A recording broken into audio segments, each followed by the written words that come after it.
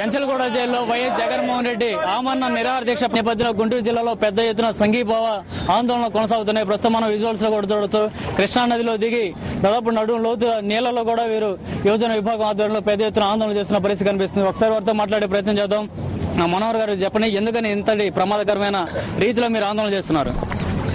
రాజశేఖర రెడ్డి గారి యొక్క కుటుంబం మొదటి నుంచి సాహసోపేతమైన నిర్ణయాలు తీసుకుని ఏదైతే రాజశేఖర రెడ్డి గారు మన్నుటెండలో 1475 కిలోమీటర్లు పాదయాత్ర చేశారు. ఈ రాష్ట్రంలో కాంగ్రెస్ పార్టీని అధికారంలోకి తీసుకొచ్చారు.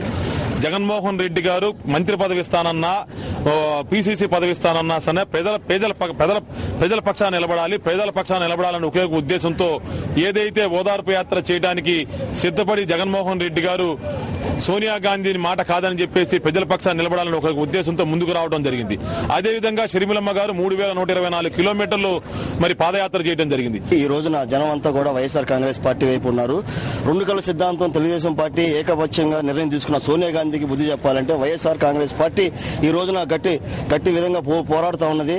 అదేవిధంగా మా నాయకుడు జగన్మోహన్ రెడ్డి గారు ఈ రోజు జైల్లో ఏ విధంగా దీక్ష చేస్తున్నారో ఆ రోజు నెల్సన్ మండేలా కానీ ఇతర వాళ్ళు కూడా జైల్లో నుంచే మహానాయకులు అయ్యారు. కావున ఈ రోజు తప్పనిసరిగా నేను ఈ నీటి మధ్యలో ఉండి మాట్లాడుతున్నానండి. తప్పనిసరిగా రేపు పొద్దున 2014లో మా నాయకుడు సీఎం అవుతాం గ్యారంటీ. ఈ రాష్ట్రాన్ని ఎప్పుడైతే విడగొట్టాలనుకున్నారో ముందుగా బయటకు వచ్చింది వైఎస్ఆర్ కాంగ్రెస్ పార్టీ ఎమ్మెల్యేలే. వాళ్ళందరూ కూడా మూకమ్ముడిగా రాజీనామాలు చేయడం, అదేవిధంగా వైఎస్ విజయమ్మ గారు దాదాపు 5 రోజుల పాటు ఆమరణ నిరాహార దీక్ష చేయడం, అదేవిధంగా షర్మిలమ్మ గారు కూడా గతంలో చేసినటువంటి పాదయాత్ర కూడా ఈ రాష్ట్రాన్ని సమైక్యంగా ఉంచాలి, ఈ విధమైన తప్పుడు నిర్ణయాలు తీసుకోకూడదని చెప్పి వైఎస్ఆర్ కాంగ్రెస్ పార్టీ ఎప్పుడు పోరాడుతూ ఉంది.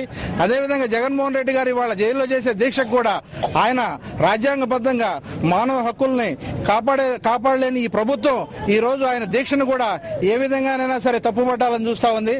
దాన్ని ఇవాళ వైఎస్ఆర్ కాంగ్రెస్ పార్టీ కార్యకర్తలందరూ కూడా ఖండిస్తా ఉన్నారు. దయచేసి ఈ తగాదాలు పెడతాం అనేది సోనియా గాంధీ గారికి చాలా తప్పు. వాళ్ళకి అప్ప చెల్లెలు ఉంటే, అన్నదమ్ములు ఉంటే వాళ్ళు విడిపోతే ఎంత బాధపడతారో మేము విడిపోతే అంత బాధపడుతున్నాం. ఇక్కడ వాస్తవం చెప్పాలంటే ఇది పార్టీ విషయం కాదు, మా సమైక్యాంధ్ర మాకు ఉంచాలి. ఢిల్లీ పెద్దలు చేస్తున్నారు డ్రామాలను అరికట్టాలని చెప్పి చెప్తున్నారు. అట్లాగే రాష్ట్రం సమైక్యంగా ఉంది అంటూ ప్రకటించేంత వరకు కూడా మా ఆందోళన కొనసాగుతాయని వీరంతా చెప్తున్నారు.